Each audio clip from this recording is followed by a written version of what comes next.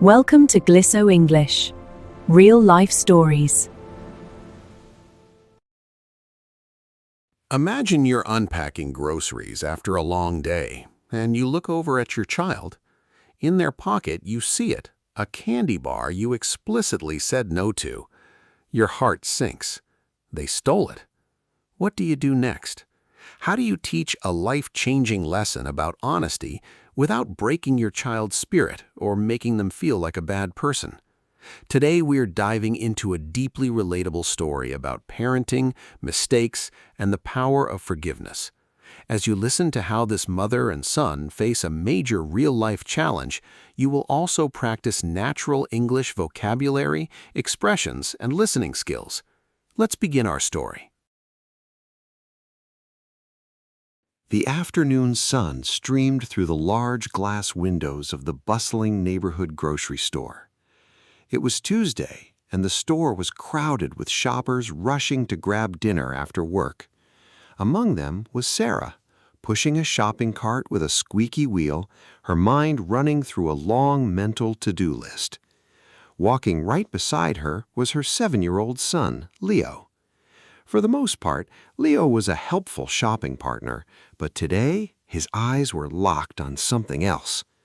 As they reached the checkout aisle, he spotted it, a bright, shiny candy bar with a golden wrapper, perfectly placed right at his eye level.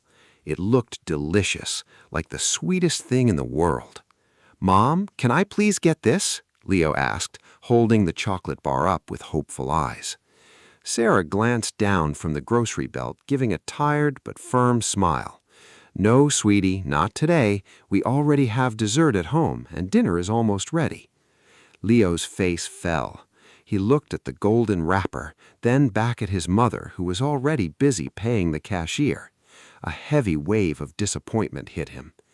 It didn't feel fair. The store had hundreds of these candy bars. Surely nobody would notice if just one went missing. As Sarah reached for the grocery bags, Leo stood by the display. His heart began to beat a little faster. His hand hovered over the shelf, his fingers brushing against the smooth, crinkly plastic. In one quick, quiet motion, he slipped the candy bar into the deep pocket of his jacket. The wrapper made a tiny rustle, completely hidden by the noise of the supermarket.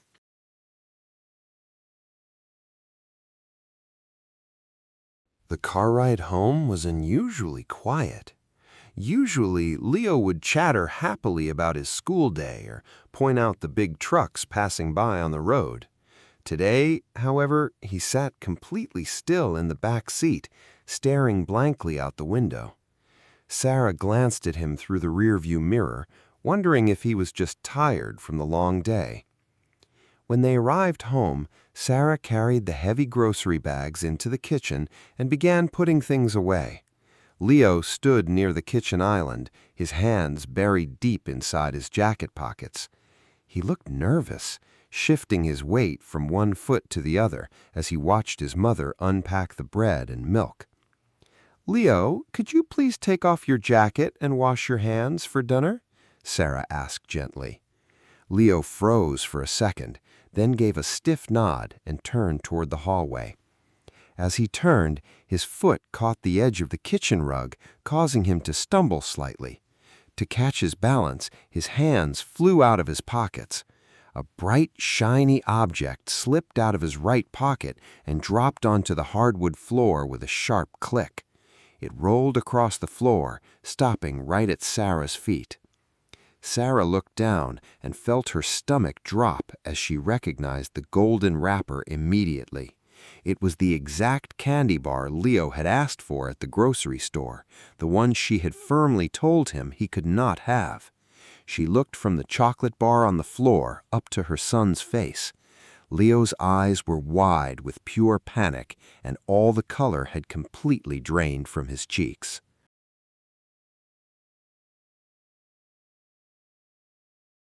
The silence in the hallway felt incredibly heavy. Sarah stared at the candy bar on the floor, hoping her mind was playing tricks on her, but the bright golden wrapper was unmistakable. She slowly bent down, picked it up, and felt the cold, crinkly plastic in her hand. When she looked back up, Leo was frozen, looking like he wanted the floor to open up and swallow him whole. "Leo," Sarah said, her voice quiet but steady, though her heart was pounding in her chest. "Where did this come from?" Leo swallowed hard. His eyes darted toward the front door as if searching for an escape. "A friend," he stammered, his voice shaking noticeably. "A friend at school gave it to me today." Sarah felt a sharp sting of disappointment pierce her chest. The theft was bad enough, but the instant lie hurt even more.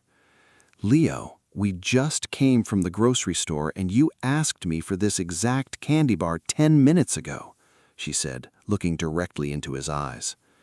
Leo looked down at his shoes, his hands trembling as he gripped the bottom of his shirt. I forgot I had it in my backpack," he whispered, spinning a second web of dishonesty to protect himself. Sarah closed her eyes for a brief moment, taking a deep, slow breath to keep her frustration from turning into anger. She knew that if she started yelling now, fear would only make him close up completely and lie even further. "I'm going to put dinner on the table," Sarah said calmly, placing the candy bar on the kitchen counter. "I want you to go to your room, sit quietly, and think very carefully about what you want to tell me next." Leo walked slowly up the stairs, each step feeling twice as heavy as usual. He closed his bedroom door and sat on the edge of his bed, staring at his hands. Downstairs, Sarah stood alone in the kitchen, completely frozen. She looked at the golden wrapper resting on the counter, feeling a wave of failure wash over her. Was she being too strict? Had she missed a warning sign? She tried to prepare dinner, but her hands were shaking too much to chop the vegetables. Instead, she sat down at the table and opened her phone, desperately typing questions into a search engine.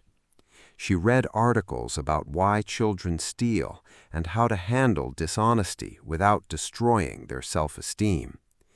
The advice was clear: stay calm, address the behavior, and make sure the child knows they are still loved. When dinner was finally ready, Sarah called Leo down, but the meal was eaten in complete silence. Leo barely touched his food, moving it around his plate with his fork while keeping his eyes fixed downward. Sarah watched him, seeing the immense guilt and fear written all over his small face. She realized that the heavy secret was already punishing him far more than any shouting ever could. After cleaning up the kitchen, Sarah walked down the hallway toward Leo's room, ready to face the problem.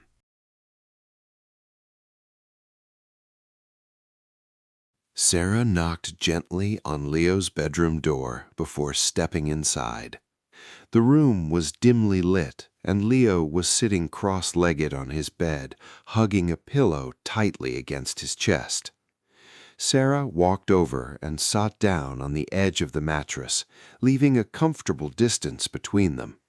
For a long moment, neither of them said a word, listening only to the soft sound of the evening wind outside. "Leo," Sarah began, her voice soft, warm, and completely free of anger, "I am not here to yell at you." Leo looked up, his eyes red and watery, clearly surprised by his mother's calm tone. "When we make mistakes, the hardest part is often facing the truth," Sarah continued, looking at him with deep empathy. "But a mistake only becomes a permanent problem if we try to cover it up with lies." She reached out and gently placed her hand near his, showing him that she was still there for him. "I love you, Leo, and nothing will ever change that, but I need you to be honest with me right now." Hearing those reassuring words, the tight knot of fear inside Leo's chest finally began to break. A large tear rolled down his cheek, followed quickly by another as his shoulders began to shake. I took it, he sobbed, burying his face into his pillow as the heavy truth finally came out. I took it from the store because you said no, and I'm so sorry, Mom.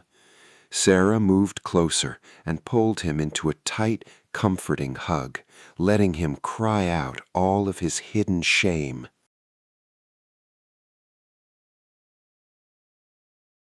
Sarah held Leo tightly until his tears slowed down and his breathing became calm again. She pulled back slightly, wiping a stray tear from his cheek with her thumb, keeping her expression gentle. I'm disappointed about what happened, but I am not mad at you as a person, Sarah explained, choosing her words carefully. But we need to talk about why you took it. What were you thinking when you put it in your pocket? Leo hesitated, twisting the corner of his pillow. I just wanted it so bad, and there were so many of them on the shelf. I thought the store has thousands of candy bars, so missing just one wouldn't hurt anyone, he whispered. Sarah nodded, understanding how a 7-year-old's mind could easily rationalize a desire. I understand it looked that way, Leo, but those candy bars belong to the store owner, Sarah said, looking into his eyes. The owner pays money for them, and they use that money to pay the workers who help us every day. When we take something without paying, we are taking something that someone else worked very hard for. Leo listened quietly, the reality of his action finally sinking in. So it's like someone coming into my room and taking my favorite toy? Exactly like that, Sarah said. It breaks trust, and trust is the most important thing we have. Leo nodded slowly, looking truly sorry. I don't want to be a thief, Mom. You aren't a thief, Leo, Sarah assured him firmly. You are a good kid who made a bad choice, and now we're going to fix it.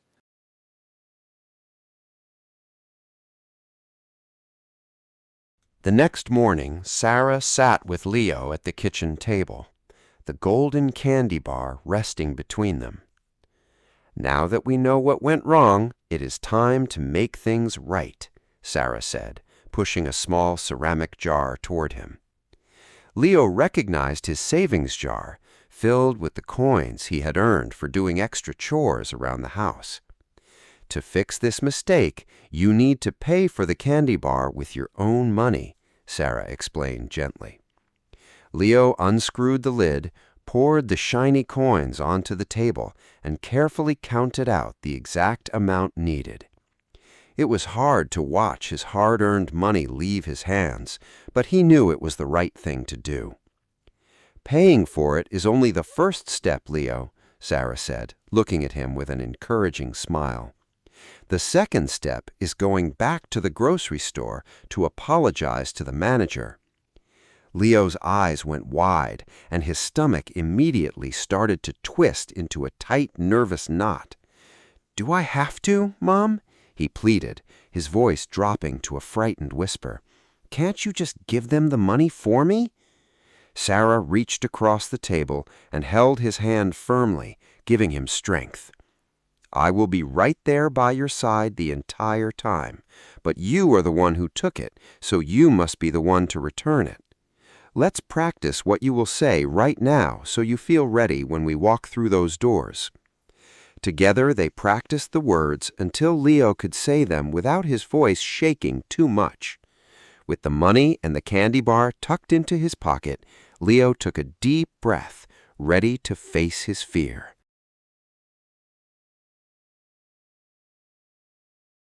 The walk back to the grocery store felt completely different from the day before.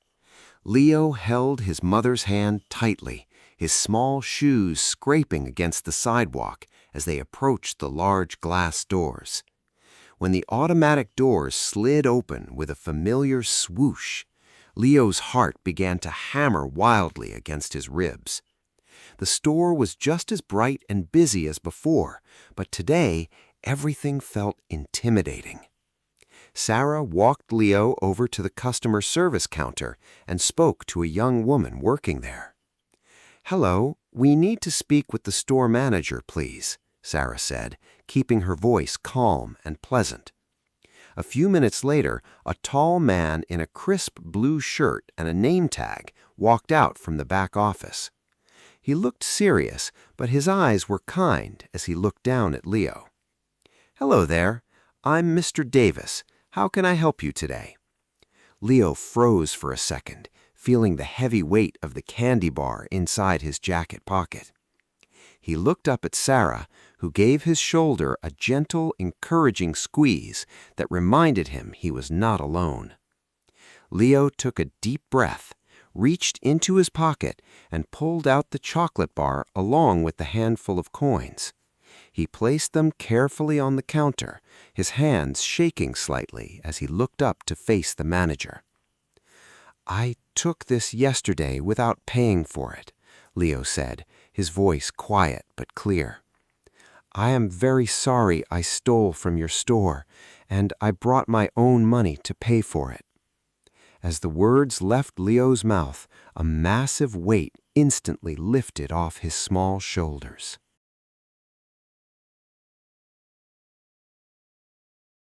Mr. Davis looked down at the candy bar and the pile of coins on the counter, then back up at Leo. The store manager did not yell, nor did he look angry. Instead, his serious expression softened into a gentle smile. He carefully counted the coins, sliding them into his hand before looking directly into Leo's nervous eyes. "Thank you for coming back, Leo," Mr. Davis said, his voice deep, calm, and respectful. "It takes a tremendous amount of courage to walk into a store and admit when you have made a mistake." He put the candy bar back on the display shelf behind the counter, turning back to face the young boy. "Stealing hurts everyone, because if people just take things, our store cannot afford to buy more food for the neighborhood. But because you came back, confessed, and paid for it with your own money, you have made things right." Mr. Davis extended his hand toward Leo, offering him a firm, grown-up handshake. "I accept your apology, Leo, and you are always welcome to shop in my store with your mother." Leo reached out and shook the manager's hand, a bright, relieved smile finally breaking across his face. Sarah felt a rush of immense gratitude toward the manager for treating her son with such dignity and grace.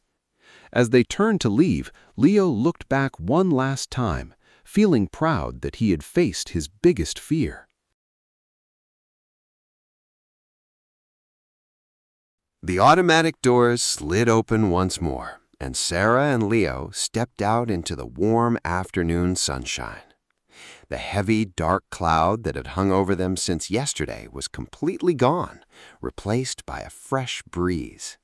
Leo skipped a little bit on the sidewalk, holding his mother's hand with a loose, happy grip. "How do you feel, Leo?" Sarah asked, looking down at his bright, relaxed face. "I feel incredibly light, Mom," Leo said, looking up with a wide smile, "like a giant rock was taken out of my backpack." Sarah smiled warmly and squeezed his hand back. "That is the feeling of a clean slate, sweetie.